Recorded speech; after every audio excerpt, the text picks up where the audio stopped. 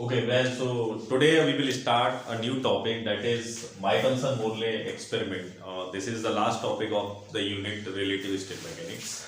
Before going to start this topic, Michelson-Morley experiment, I will discuss few things about the hypothesis which is known as ether hypothesis.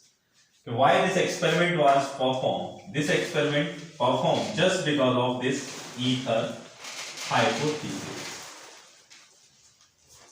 अब बात करेंगे कि ether hypothesis क्या है। Ether hypothesis एक group of scientist ने ये बताया कि every body in the universe is surrounded by a stationary frame.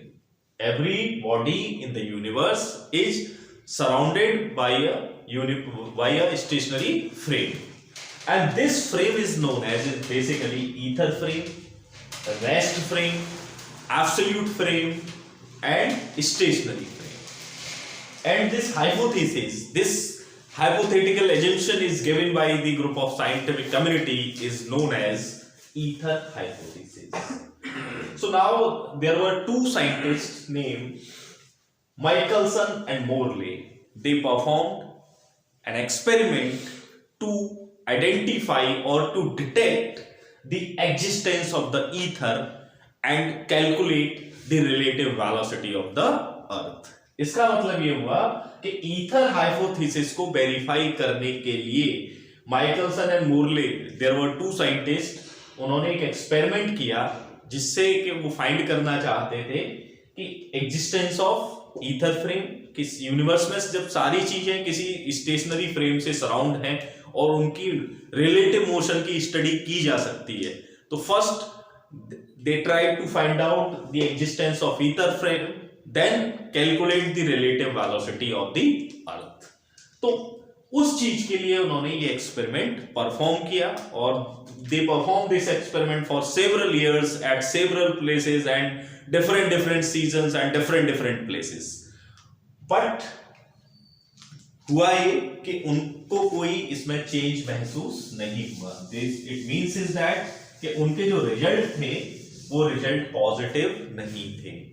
तो सबसे पहले बात आती है ईथर हाइपोथेसिस. आपको समझ आ गया कि ईथर हाइपोथेसिस क्या था. उस हाइपोथेसिस को वेरिफिकेशन के लिए माइकलसन एंड मोरले ने ये एक्सपेरिमेंट परफॉर्म किया. ये सेटअप मैंने आपका ऑलरेडी बना रखा है यहाँ पे, तो आप देख सकते हैं यहाँ पे. तो उसका ऑब्जेक्ट क्या था, ऑब्जेक्ट की बात करेंगे, देन उसके बाद हम आगे इसके और पार्ट देखेंगे. तो ऑब्जेक्ट जो था वो था to detect the existence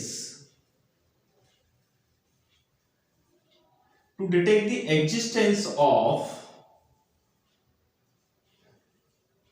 ether frame in order to calculate relative velocity of the earth. Relative velocity of the earth. इसका मतलब ये हो गया कि ईथर के एग्जिस्टेंस फाइंड करना था, देन हमें अर्थ की वेलोसिटी जो है कैलकुलेट करनी थी. This was the object of the Michelson Morley experiment. अब उसके बाद नेक्स्ट इसका पार्ट क्या है, कोई एक्सपेरिमेंट है तो इसमें सबसे पहले नेक्स्ट टॉपिक आपका जो होगा that will B experimental arrangement. Experimental arrangement जैसा कि मैंने फिगर में आपको दिखा रखा है, आप देख सकते हैं. So next topic is experimental arrangement.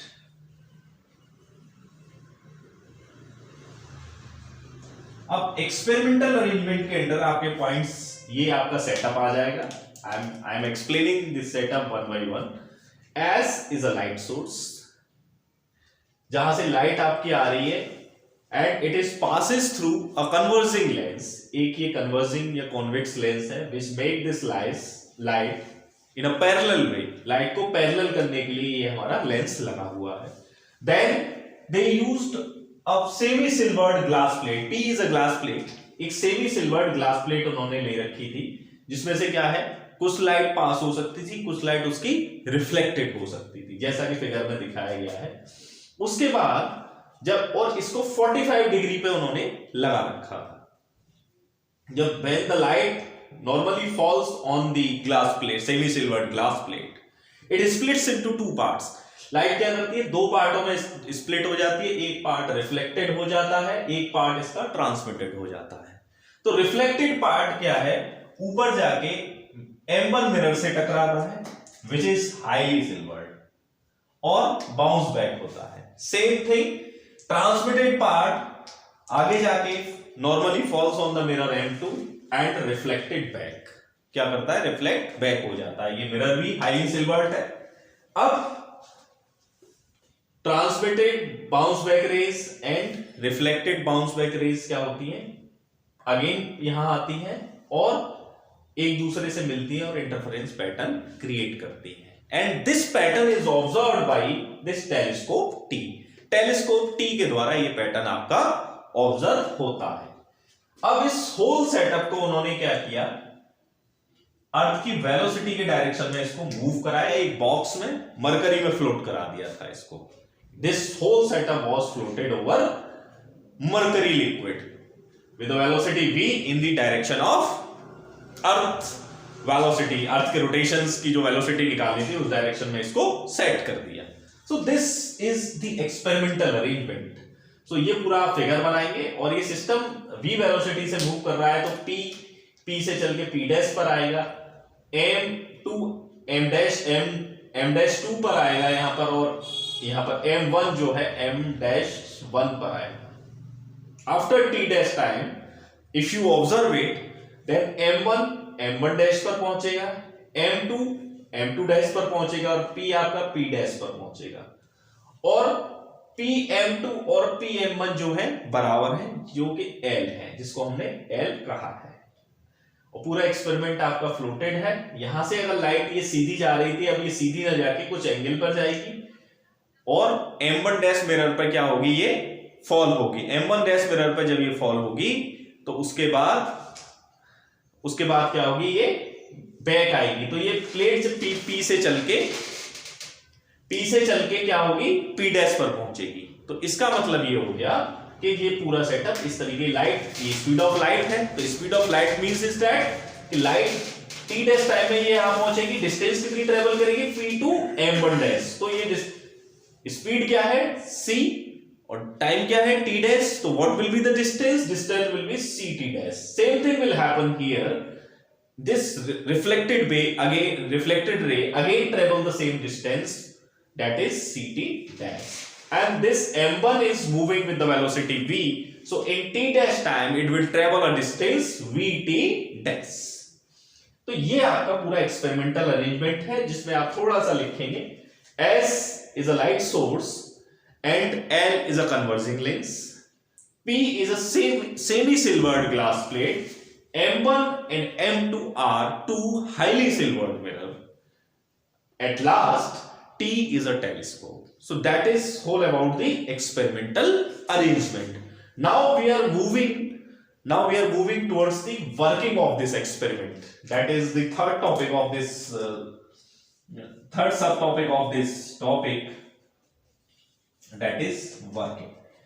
Working में आपका क्या आ जाएगा, when the light is coming from the source S and reaches to this lens L, and this lens L makes this light parallel मतलब एक पैरेलल वे में इसको कर देगा। Then this parallel light or the normally light falls on a semi silvered glass plate। क्या करेगी, इस semi silvered glass plate P पर फॉल होगी, which is mounted at an angle 45, जो कि एक 45 डिग्री एंगल पर जो है लगी हुई है। अब ये जो लाइट आ रही है parallel light, it splits into two parts. कौन कौन से पार्ट्स में स्प्लिट होगी, पहला पार्ट आपका क्या है, रिफ्लेक्टेड हो गया जो M1 की तरफ चला गया, दूसरा पार्ट आपका क्या है, ट्रांसमिटेड हो गया जो क्या है आपका M2 की तरफ चला गया। नाउ यू नो कि M1 and M2 are highly silvered mirror, मतलब लाइट जब इन पर फॉल होगी तो लाइट विल बाउंस बैक। तो जो लाइट इस पर पड़ी it will be bounce back, जो लाइट यहां पड़ी it will also be bounce back. So the light again will reach to the point P, and यहां पर आपका क्या होगा, इंटरफेरेंस पैटर्न बनेगा। जब दोनों से लाइट बैक आएगी, bounce back rays will make an interference pattern which will be observed by the telescope T. And remember the thing, this whole setup is assembled in a box, and this box is basically floated over the mercury liquid, and it is moving in the direction of the motion of the earth. Remember, so that is the working of this experiment. So how it will work? Now we will derive the expression for the fringe drift for which this experiment was performed by these two great scientists. So now I am going to the derivation of the expression which was derived by Michelson and Morley. So ये तीन part हो गए। Remember, यहां से थोड़ा सा मैं आपको बता दूंगा कि समटाइम्स इन योर एग्जामिनेशन आपका ऑब्जेक्ट भी पूछा जा सकता है, आपसे आपका एक्सपेरिमेंटल सेटअप भी पूछा जा सकता है। तो एक्सपेरिमेंट सेटअप में जो मैंने बोला है और जो आपको ये फिगर बताया, you can make this figure and write all these things. Next आपका क्या है? वर्किंग। वर्किंग में भी समटाइम्स आपको क्या है, ये आपका सेटअप बना के आप वर्किंग इसकी लिख सकते हैं।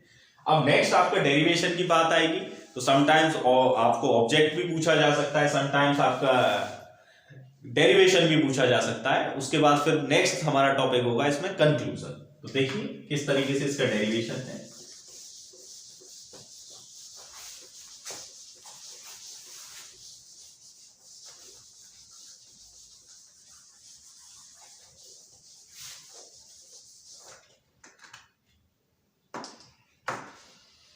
Actually, you can see here, I am already explained the working of this experiment, so I will consider two things here.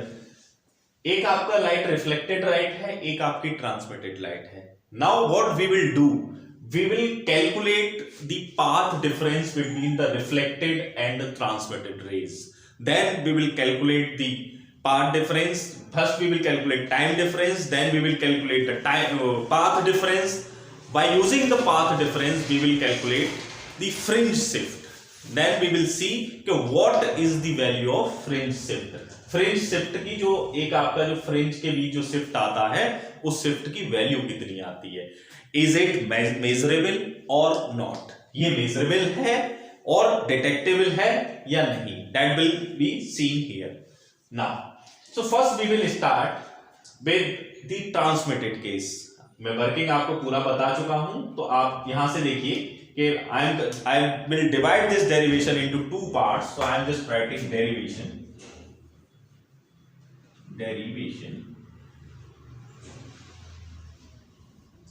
First आपका केस है ट्रांसमिटेड लाइट का।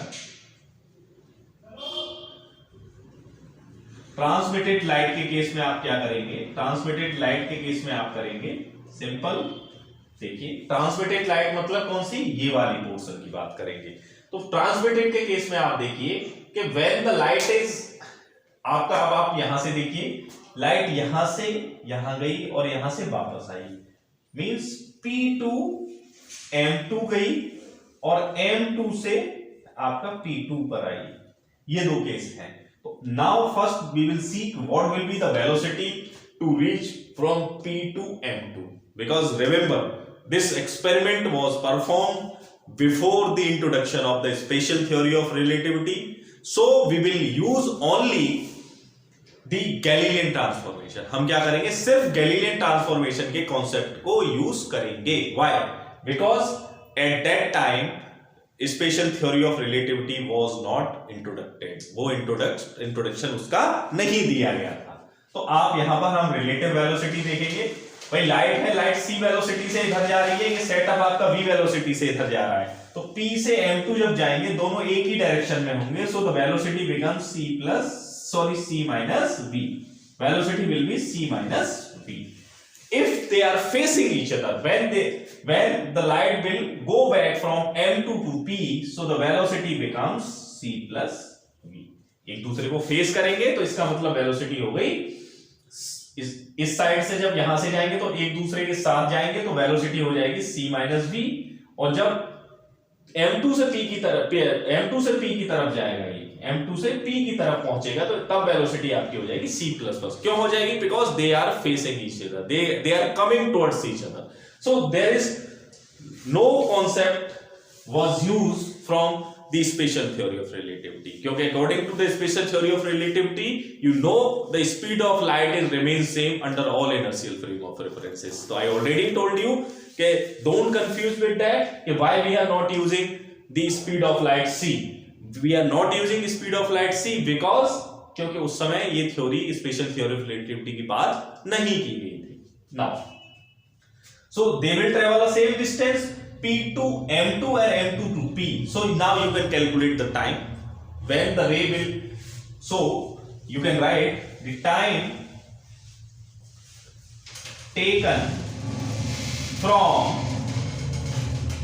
p to m2 and m2 to p. यानी P से M2 और M2 से P जाने में कितना समय लगा वो हमें टाइम कैलकुलेट करना है. आई am just assuming this time is let's say T1. So this T1 will be, see here, P से M2 जा रहा है. P से M2 जाने में डिस्टेंस कितनी ट्रेवल कर रहा है? I already told you PM2 is L is divided by distance divided by velocity. So what is the velocity? C minus V. Now M2 to P आप देखेंगे, so this becomes L upon C plus V. ये velocity आपकी हो जाएगी, distance same है. Now just simplified it. So what you will get? Just take the LCM C plus V and C minus V. So this becomes L, C minus V is here, so this becomes C plus V plus L into C minus V. So this, अब अगर आप देखेंगे तो bracket में अगर आप open करेंगे तो प्लस v माइनस v आपका कैंसिल हो जाएगा. So simply twice LC and LC. तो simply this becomes twice LC upon this becomes C square minus V square. ये आपकी इक्वेशन T1 टाइम आ गया. So I am just simplifying this equation. So finally you will get T1 is equals to, you can take C square out, so this becomes 2LC upon C square 1 minus V square upon C square. C से एक C cancel हो जाएगा, so T1 becomes 2L upon 1 minus V square upon C square और into में आपका एक C रहेगा. Let's say equation number 1. ये आपने equation number 1 देगी. Now I will talk about the next rays, that is the reflected rays. ये reflected case के बारे में बात करेंगे. तो अब reflected case में आप देख रहे हैं ये सेटअप, पहले तो रे इधर गई, फिर रे आपकी इधर गई है. तो हम सिंपली, मुझे टी डैश की वैल्यू मिल गया है और यहां से देखिए P से M1 डैश और M1 डैश से आपका यहां पर ये P1 ये P डैश तक की जो वैल्यू है, ये वैल्यू मुझे निकालनी है. ये कितना टाइम लगेगा? अगर मैं टी डैश की वैल्यू निकाल लूं तो अगर ये टी डैश टाइम में ये डिस्टेंस ट्रेवल की जा रही है, तो this distance will also be travel in the T dash time. So my motive is that to calculate this T dash time. भाई रिफ्लेक्टेड रे क्या है? पहले तो ये इस तरीके से था, बट अब आप ध्यान देंगे, आप कहेंगे कि हमने इसको M2 ही क्यों किया है, क्योंकि जितना ये शिफ्ट हुआ है उतना ये आपके P डैश शिफ्ट हो गया है. So this distance is always be L, but here is not possible. ये क्या है, एक एंगल पे आपका टिल्ट हो जाएगा. तो simply you can calculate it in reflected case. I will write reflected case. Reflected case या reflected light, you can write whatever you want.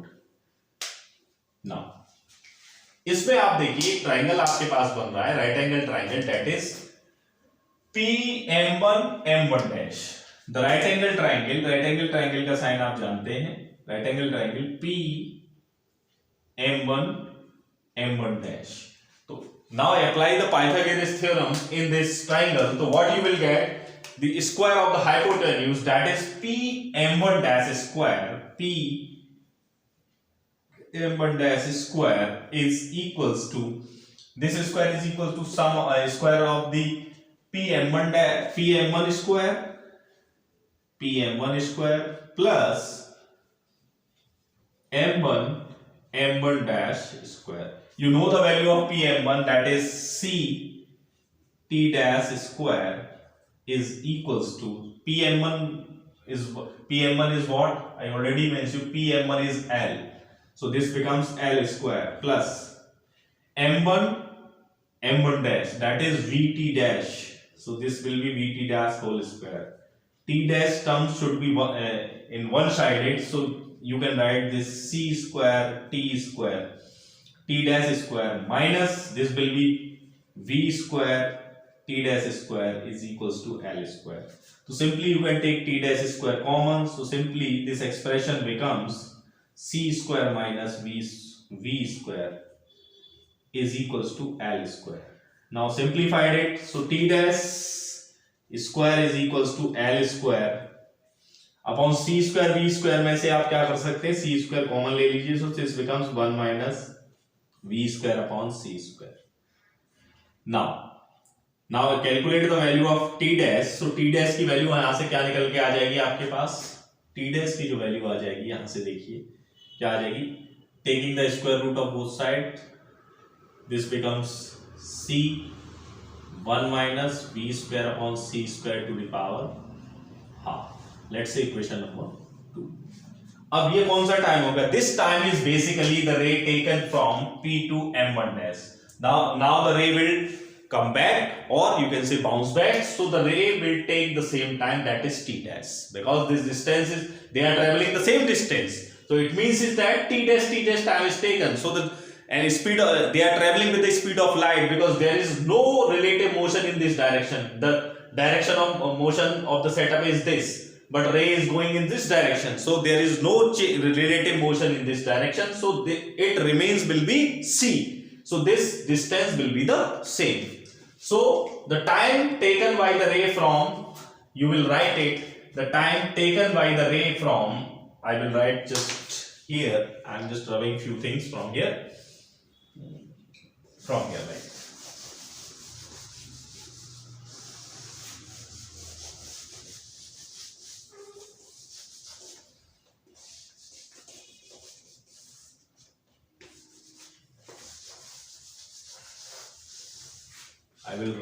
I can rub also this thing from here. So I will write the time taken by the ray to travel from P to M1, time taken from P to M1 dash and M1 dash to P dash. So this time will be twice of T1 dash, T dash. So this becomes, let's say I am just saying this time is T2. So this becomes twice of T dash. So this becomes L upon C, or this will be twice 1 minus V square upon C square की power half. Let's say equation number 3. अब आपके पास T1 की value है और आपके पास T2 की value है. Now आपके पास रिफ्लेक्टेड रे और ट्रांसमिटेड रे के टाइम्स आ चुके हैं. अब आप क्या कर सकते हैं, टाइम डिफरेंस यानी डेल्टा टी कैलकुलेट कर सकते हैं. तो डेल्टा टी, सो आप लिखिए नाउ द टाइम डिफरेंस,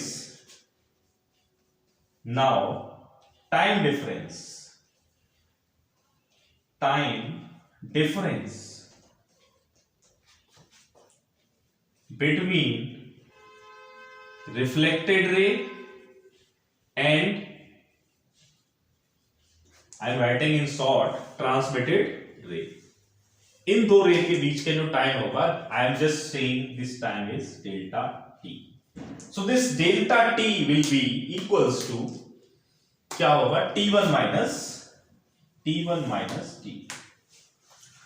कहां से, अब आप from first and third you can put the value of T1 and T2 in this equation, so you will get the delta T. So now you can put these values. So first I am putting T1. So T1 is twice L over C under root 1 minus V square upon C square, as simple as that. Now minus this becomes twice L over C 1 minus V square upon C square to the power half. Just it's a simplification. और मुझे इन equations की कोई जरूरत नहीं है, I am rubbing from here.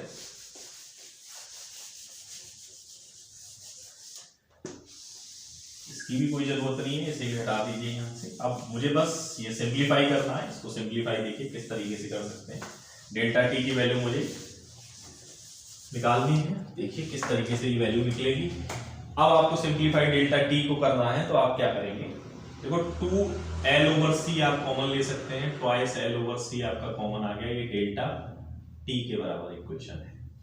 अब यहां बचेगा 1/1 - v²/c²। जब ये डिनोमिनेटर से न्यूमरेटर में जाएगा तो it's power will be, here is 1, when it will go to the numerator its power will be -1, so this becomes, you will write in this way, 1 - v²/c² to the power -1, and minus sign is also here। यहां -½ है, जब ये ऊपर जाएगा तो plus का half है, और जब ये ऊपर जाएगा तो ये किसका हो जाएगा, -½ हो जाएगा। so this becomes 1 - v²/c² to the power -½ I already told you in the previous lectures that you will use the binomial expansions. So according to the binomial expansions, this becomes, by using the, you know the formula, I am just writing again, x to the power n. So this becomes 1 + nx plus and so on. I will use only two terms because I am neglecting the higher power terms. Why I am neglecting higher power terms? Because v is much less than c. In that case, higher power terms will be neglected. We will use only two terms of this expression. So apply this expression over here. So what you will get?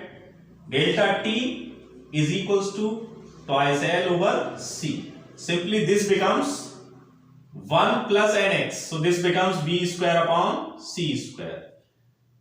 Minus एक step और कर लेंगे, कोई दिक्कत नहीं है।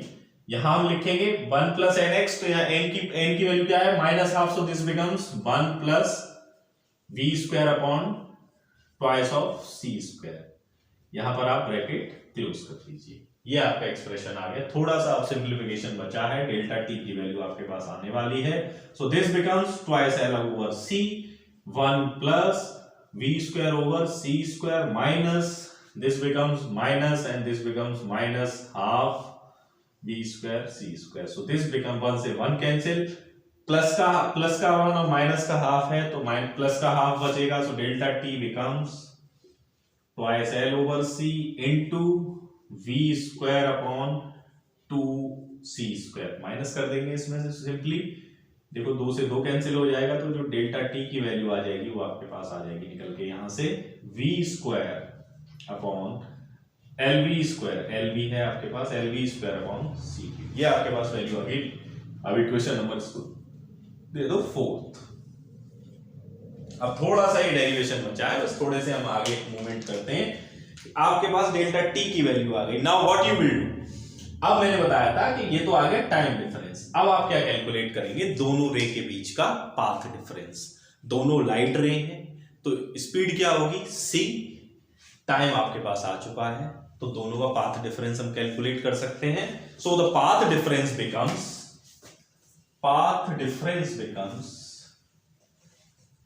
क्या हो जाएगा, पाथ डिफरेंस को आप सिंपली एक सिंबल से दिखाते हैं, like triangle. So this becomes c into delta t, so c into l v²/c³। ये आपके पास पाथ डिफरेंस आ गया। तो c से एक c की वैल्यू, एक c कट जाएगा या 2 पावर रह जाएगी, सो हमारा पाथ डिफरेंस जो आ जाएगा वो आ जाएगा l v²/c²। Let's say equation number 5, इसको आप 5 दे दीजिए। अब यहां आप एक चीज, थोड़ी सी इंपॉर्टेंट चीज है जो मैं आपको बताने जा रहा हूं, that is if I rotate this. Sometimes उन्होंने एक्सपेरिमेंट को क्या किया कि they rotate this experiment by 90 degree. 90 degree means is that if this experiment in this way, I am rotating this experiment like this, so the m1 will take the place of m2 and m2 will take place of the m1। क्या करेगा, m1 mirror m2 का place ले लेगा और m2 mirror m1 का place ले लेगा। सो उसकी वजह से क्या होगा, उसकी वजह से एक आपका एडिशनल पाथ डिफरेंस होगा। सो आपका पाथ डिफरेंस जो हो जाएगा जो आप यहां लिखेंगे, if your system is rotated bye 90 degree, मतलब आपका सिस्टम क्या है 90 डिग्री पर अगर रोटेट होता है, मोस्टली क्वेश्चंस में आपको मिलेगा सिस्टम क्या है 90 degree rotated,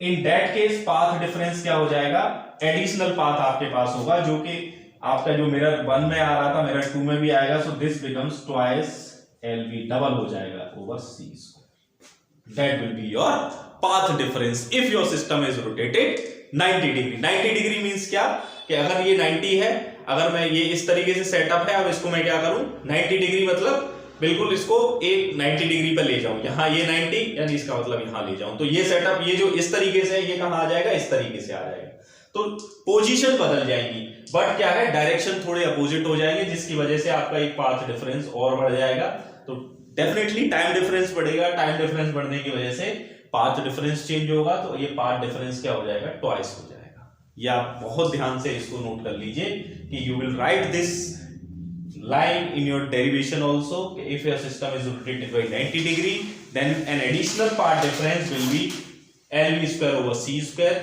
so the total path difference becomes twice LV square over C square. Now I am calculating our desired result, that is fringe shift, that is fringe shift. Fringe shift is denoted by delta n, so this becomes delta upon lambda, simple, so this becomes twice LV square upon C square lambda, that is your fringe shift, that is your formula for the calculation of fringe। उन्होंने क्या हुआ, L की value जो है 11 metre, V की value जो है 3.3 into 10 to the power 4 metre पर second, C you know 3 into 10 to the power 8 and lambda is 5.5 into 10 to the power minus 7 metre लेके इस एक्सप्रेशन से वैल्यू कैलकुलेट की फ्रिंज शिफ्ट की, then they found the maximum value is 0.4, they vary this length and perform and calculate the value of fringe shift, and the maximum fringe shift was found is 0.4, in some book it is written 0.3 and 0.2 also, so they vary the length, so because of that they found this fringe shift. This fringe shift is very minimum, this fringe shift cannot be detectable or measurable, it means कि आपका ether frame जो है exist नहीं करता, it means is that कि आपका ether frame exist नहीं करता। अगर कंक्लूजन में अगर हम बात करेंगे कि fringe shift was not measurable, जो आपका डेरिवेशन का कंक्लूजन है, when you will write in the conclusion what you will write कि ether frame is not existed, it means relative velocity of the earth is not calculated. ये इनके negative result थे इस experiment के। अब इनसे एक्सप्लेनेशंस क्या निकली, वो एक्सप्लेनेशंस ये निकली, पहली एक्सप्लेनेशन ये निकली कि speed of light is remain same. Speed of light क्या है, लेटर लोगों ने explanation the after the introduction of special theory of relativity कि स्पीड ऑफ लाइट क्या है, आपकी रिमेन सेम रहती है, सी डजंट चेंज। सेकेंडली आपकी निकली कि आपका जो ईथर फ्रेम है, this frame is not relative to the earth, basically this frame is dragged by the earth और अर्थ द्वारा ये अपनी तरफ खींच लिया जाता है, तो because of that it dragged by the earth, because of that there is no relative motion between the ether and earth। और आपका एक एक्सप्लेनेशन यहां से और निकला कि लेंथ कॉन्ट्रैक्शन का, कि length is decreases in the direction of motion. ये कब निकले, ये एक्सप्लेनेशन लेटर आए कि जब आपकी स्पेशल थ्योरी ऑफ रिलेटिविटी को यूज किया गया, तो इसका एक्सप्लेनेशन आपका जो दिया गया वो लेटर दिया गया। कंक्लूजन आपके क्लियर हो गए कि ether frame is not detectable and the relative velocity of the earth is not calculated, and in results को हम नेगेटिव, इन कंक्लूजन्स को हम नेगेटिव रिजल्ट्स भी बोलते हैं। तो ये पूरा एक्सपेरिमेंट है, इसके न्यूमेरिकल्स आप यूज करेंगे तो you will use this formula, and this is whole about the Michelson Morley experiment. You have already seen object, उसके बाद experimental arrangement, working, then derivation, its conclusion and their explanation. So this is, ये आपको पूरा कहीं किसी lecture में नहीं मिलेगा। I am just giving over here कि इसमें आपका पूरा मैंने ऊपर से लेके नीचे तक का ट्रीटमेंट किया है, और briefly I describe in a very simpler way to understand this topic beautifully. Thank you.